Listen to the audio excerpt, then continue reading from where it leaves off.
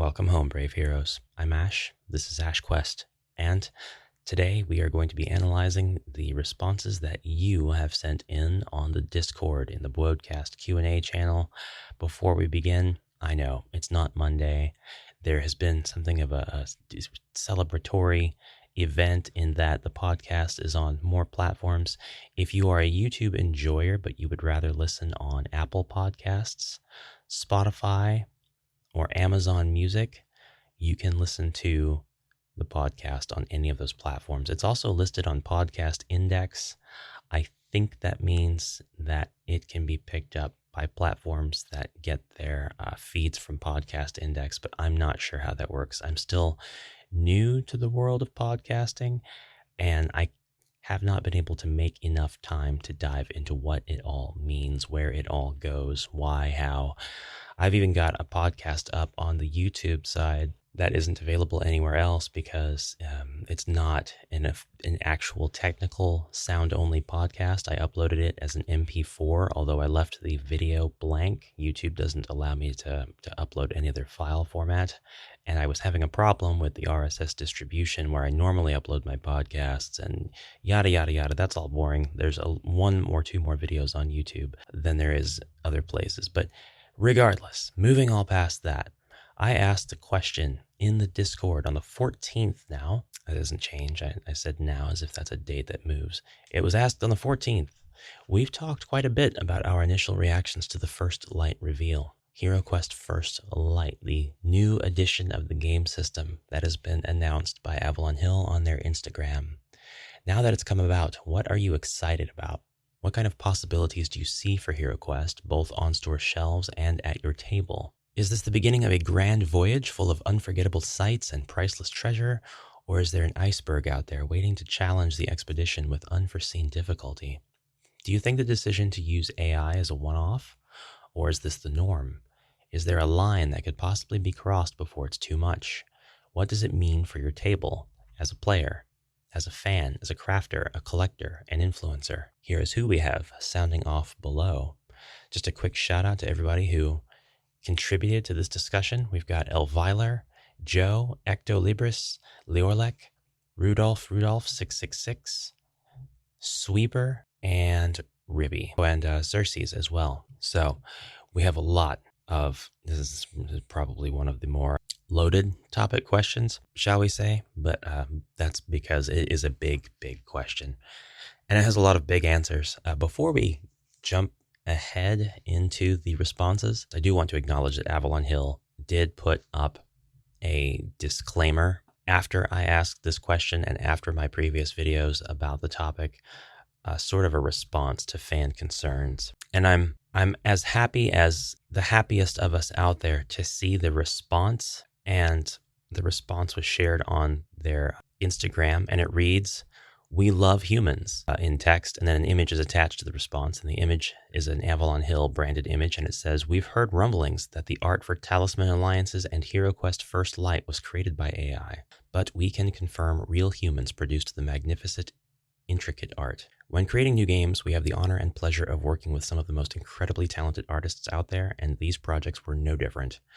We'd like to thank and acknowledge Clark Mitchell for his work on HeroQuest First Light and the crew at Yellowfly Agency for Talisman 5th Edition and Talisman Alliances." So that I do want to acknowledge. They did take the time to address the concerns out there. As a short response to that response, I really do wish that they hadn't poured gasoline on that fire. Exposing the artist being Clark Mitchell really pushed a lot of the folks who are on the yes, it's AI side to kind of just fervently double down, and it bred a lot of resentment and quite a bit of frustration with the company because the art is full of AI artifacts. Regardless if this is just an artistic style or not, it would be unacceptable in the opinion of most players of the game, most buyers, most enjoyers, most collectors, most crafters of this game, to have this art on an official cover for all of the mistakes and issues that it has.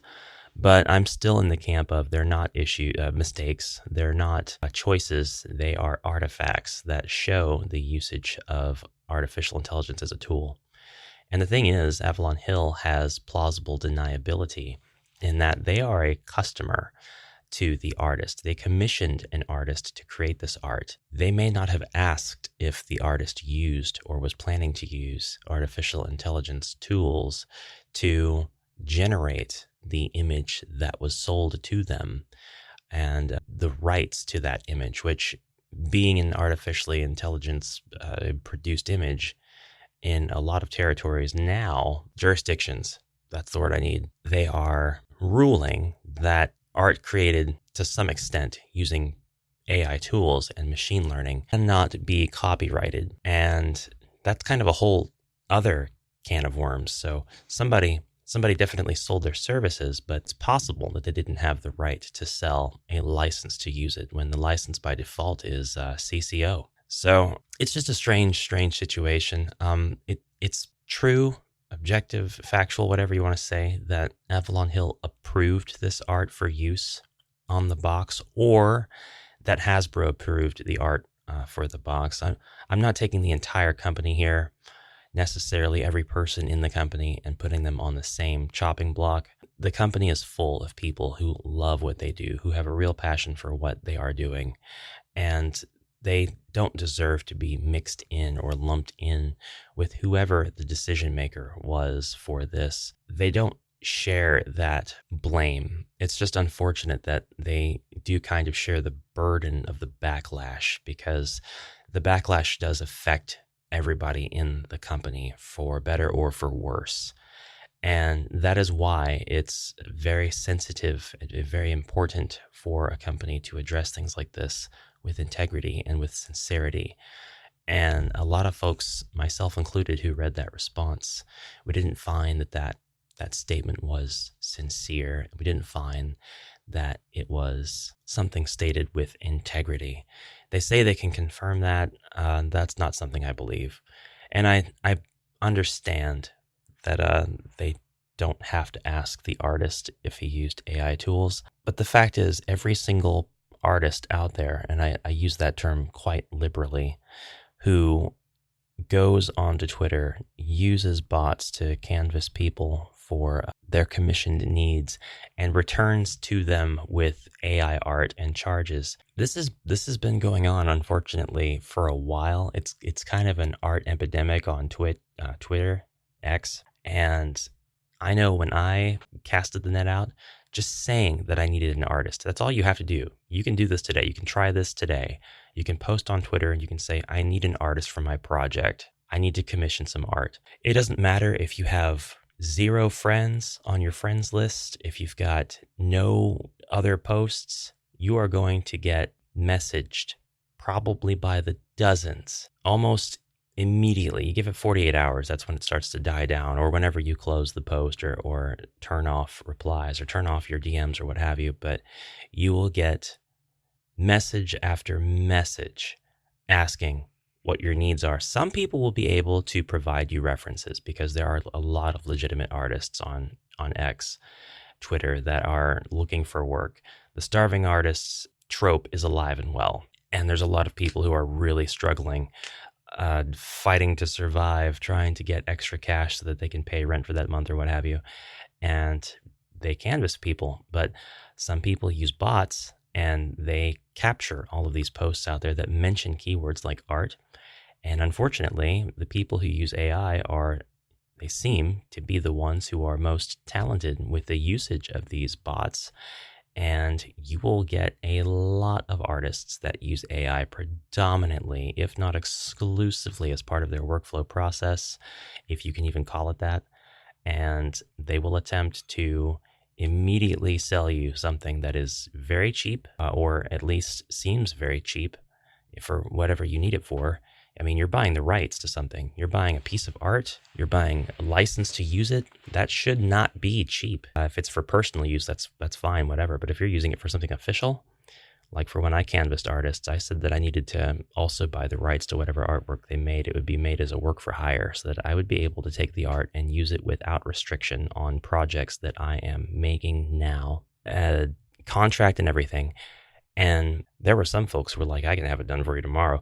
They didn't ask any details or anything. And all of their examples on their pages were pretty obviously artifacted, way different styles, lots of paintings with that classic AI filter-like shading. No, that's not me proving that anybody was using AI, but you could tell.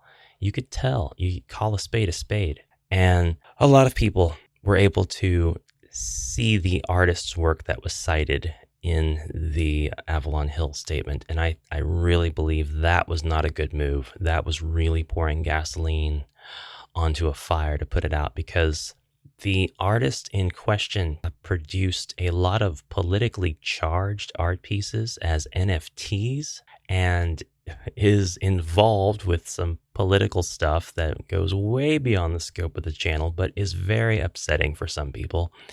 And the artist in question has submitted work for Hasbro before. Hasbro commissioned the artist to create the cover for another game they had a few years back, I think 2021, and it was Monopoly Disney Villains Edition. And this artwork is posted proudly on the artist's social media, at least if it hasn't been deleted yet, because the artist has deleted a lot of their social media accounts, allegedly. And you can also view this for yourself if you just go to Amazon, because it's out there. The product is approved. The product is official. The art is done. The ink is dry. It's on shelves. If you go to Amazon and you look for Monopoly Disney Villains Edition, you look at the cover. Cruella de Vil has 6 fingers on each hand. This is not even ambiguous. Just count them. Just count them. Cruella de Vil has 12 fingers on the cover of that box, and that is a box that exists in real life. And so there's a lot of folks out there right now kind of complaining, oh, the AI witch hunters are in full force. It's not that. We just don't want to see it. We just don't want to see it on our boxes. Please do better. Please do better. To anybody listening at all, Avalon Hill, Hasbro, Satellite area, even the artist himself, we love this product. We are probably objectively, I would say we're the reason it's still going. It's the reason anybody decided to bring it back. The fans kept it alive for decades. We have a love for this. We have a love for the memories that we have made and are making by having people gather around a table and engage in light role play and think of strategies to continue the fun of the game. And I know the company that has it now, Avalon Hill, love the game as well. But for whatever reason, and I'm not saying it's because of layoffs from Hasbro or because of other turnover or because of cost cutting, it may genuinely have just been a mistake for whatever reason. You see decisions like this and we want to give our feedback. We want to say, don't do that. Do better next time, please. It's probably too late now. The damage is done, which is sad and unfortunate. And there are people that I never thought I would ever see state that they would be canceling their order for this, saying it. And there's some people who have done this just because the art is AI, and I think that's valid. And those people, I feel, were kind of vindicated. And that was before the artist just turned out to be who they are and has the ties that they are. A lot of this will still not matter to anybody. I understand that. Some people are like, I'm buying everything because I'm having fun playing the game. I understand that. But there are just a couple of consequences that could happen if they continue down that route, because companies do tend to make decisions sometimes that drive them deeply into a loss of customer. Again, beyond the scope of the channel, but I could cite Blizzard, Activision Blizzard, and what they had going on for a few years. I could cite Hogwarts Legacy, which it wasn't really a choice that the development team made so much as it was just ties to a person. There's been controversy over this stuff in the video game world time after time after time, and guilt by association is enough for some people. There are folks who are not even going to buy this until it's like secondhand, so they're not supporting the brand. Like, they want the product, but they are not going to get the product. I'm going to get the product because I feel it's very important to have a high fidelity overview of everything that is included within the product. It's important to highlight the highs of the other team members, of the people who had the dedication to work on the game and the love of working on the game. I'm not somebody who wants those things to be undermined and pushed under the rug because of guilt by association. I want those things to shine, and ultimately, I do think that those things will shine when the game is unboxed and shown. But it's BwodeCast question time, and let's get into that now.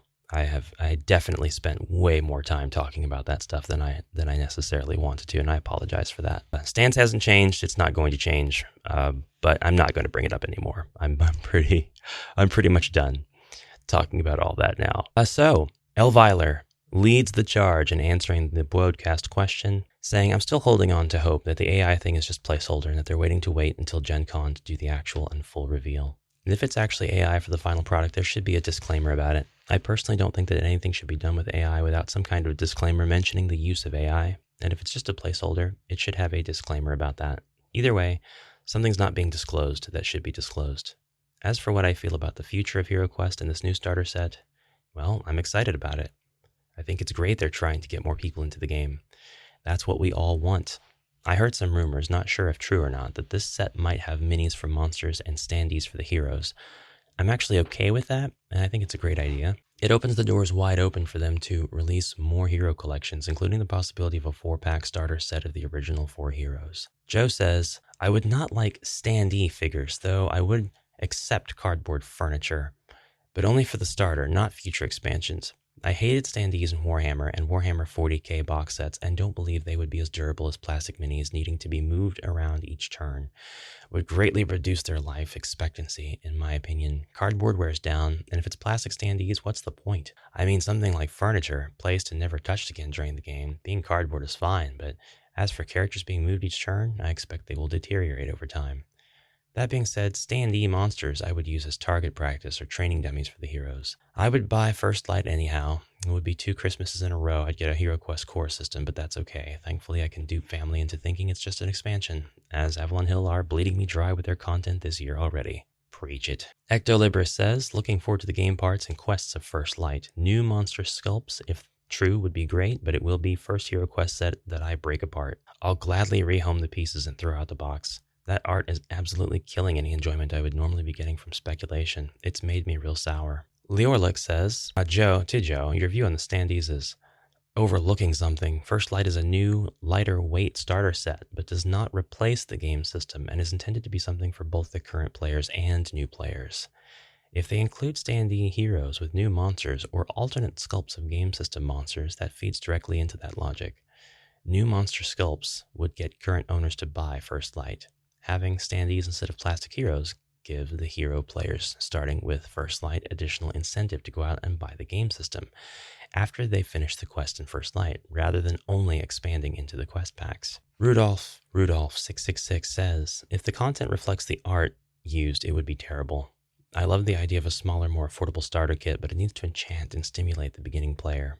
If I was new to HeroQuest, I would not pick up that box unless it was under 10 euros. I hope the content is better. We all want HeroQuest to do well and get lots of new players playing it, so I hope this brings them. But the picture that will be on the game shelves will not lure the new player. This will, of course, be bought by the HeroQuest fans. Still hope on a good story. The original heroes? I also hope Hasbro and Avalon Hill do something with the feedback they have gotten already and make the next thing better. Sweeper says, I'm very much hoping the AI thing is equivalent to the Blizzard "you all have mobile phones" gaffe when promoting that Diablo for mobile while everyone was hoping for a PC-released video game. Just a big company stumbling through a time-is-changing moment and just being a bit tone-deaf in their expectations of a response.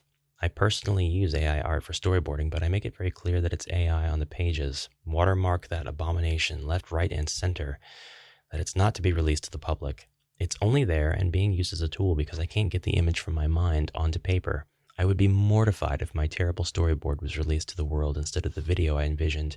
And I either imagine someone who designed the box art is dying a little inside that someone saw their working instead of their vision. That or some marketing exec just doesn't care and is laughing to the bank. Either way, I feel like this is a path I hope they don't continue to tread, and the wait until Gen Con to see if they make right seems an eternity to wait. On a positive side, the elf in the cover looks like she's wielding the same shield as the Mage of the Mirror male elf, so maybe we're looking at getting some more unique hero gender swaps. Sweeper also says, my hopes for this, at least, will be, as someone else mentioned, so disregard of its old hat, cardboard tokens to cover the bulk of the stuff with the opportunity to replace it with real plastic minis with the base game. To make it appeal to owners of the original art, the only minis in the box being new sculpt version of heroes as actual plastic minis, and maybe introduce some bonus tiles for homebrew. That way you get a budget release by only creating 4 minis, but making the game playable still. It's at this point, I wanted to suggest a alternative that maybe we'd get the normal hero sculpts in the game system monsters, just fewer of them, tiles instead of 3D furniture, fewer cards across all decks instead of the game system amount of cards. I could kind of see a smaller map, one used exclusively in the quest book that would come with First Light.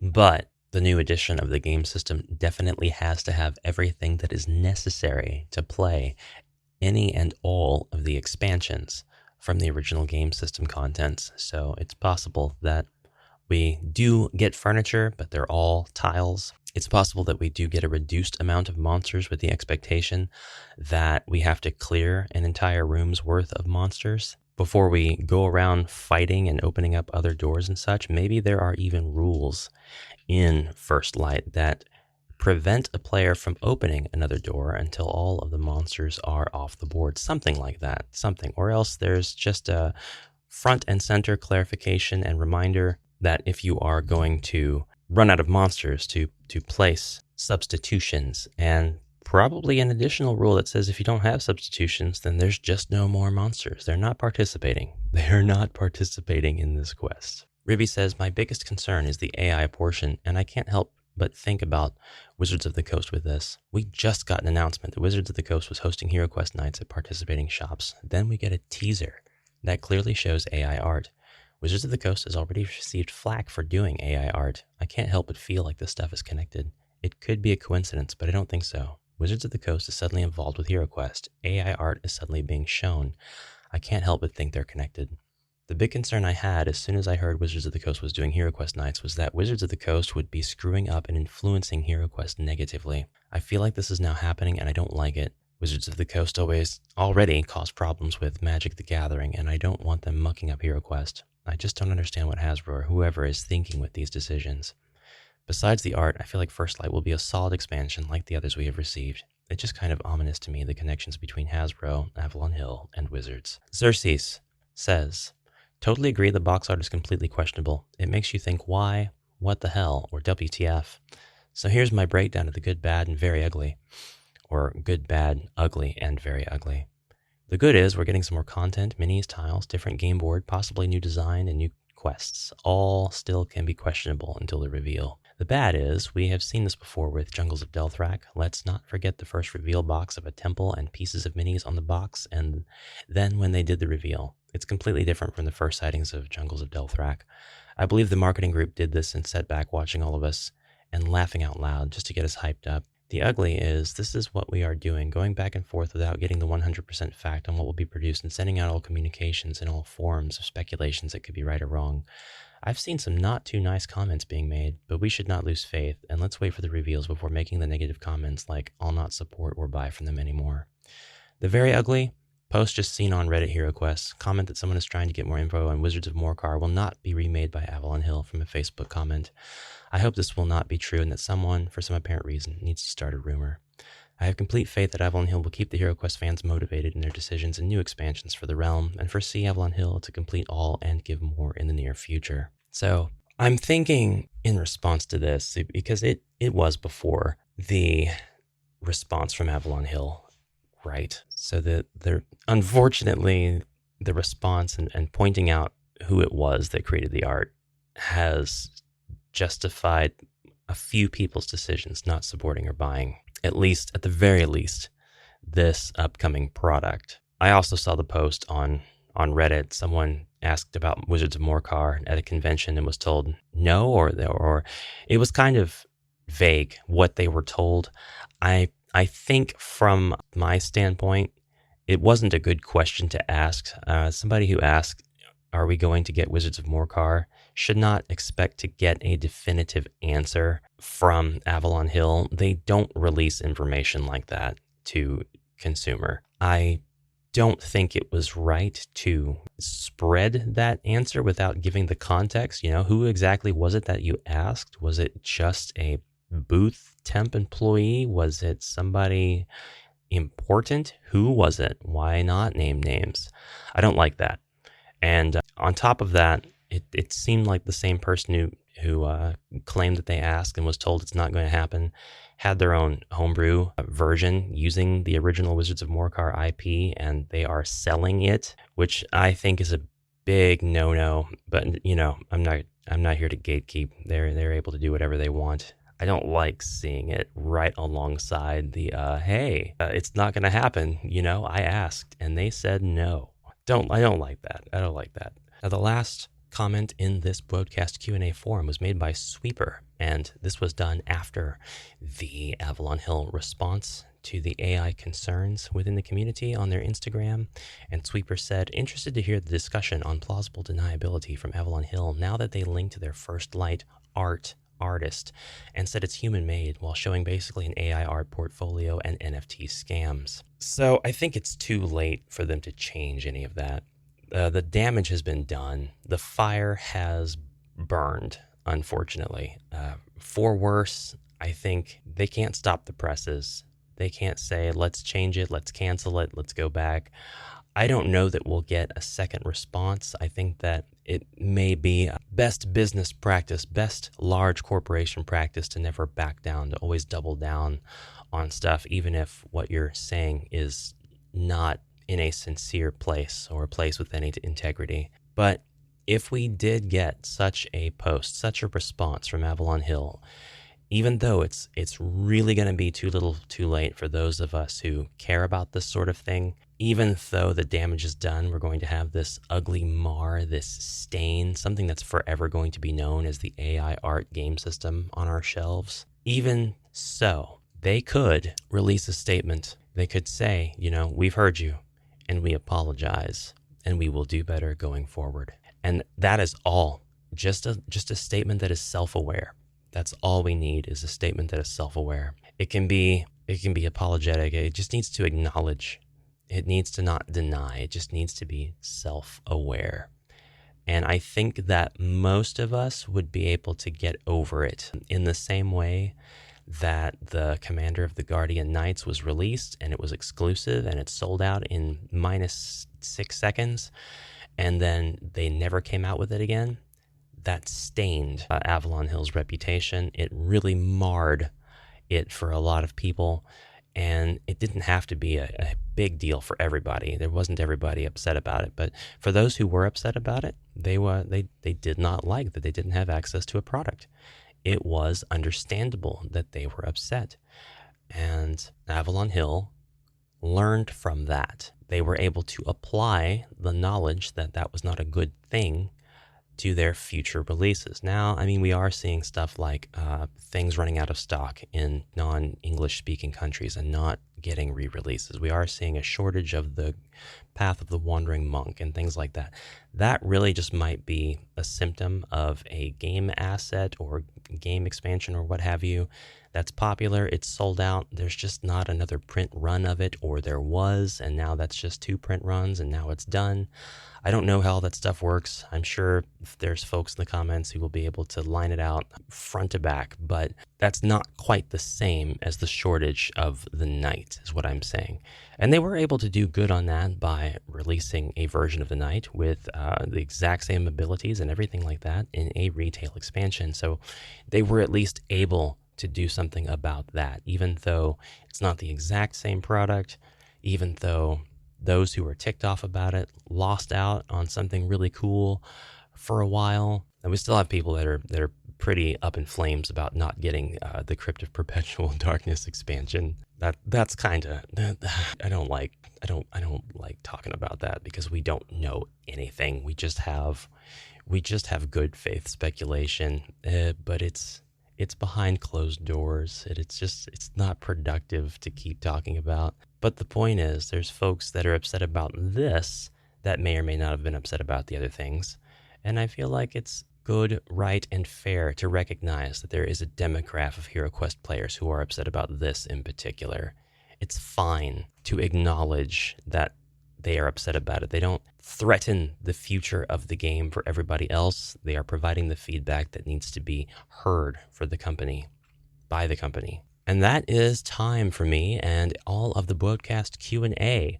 I'm pretty much done with everything First Light until I get a copy of the game system and am ready to unbox it. So, unless a huge news wave hits and we get leaks of everything in the box, or they decide to change the cover art, or just something really big and newsworthy comes along, I'm going to be done talking about First Light. And I know you're saying, well, thank God. Trust me, I'm right there with you. Thank God I'm done talking about First Light.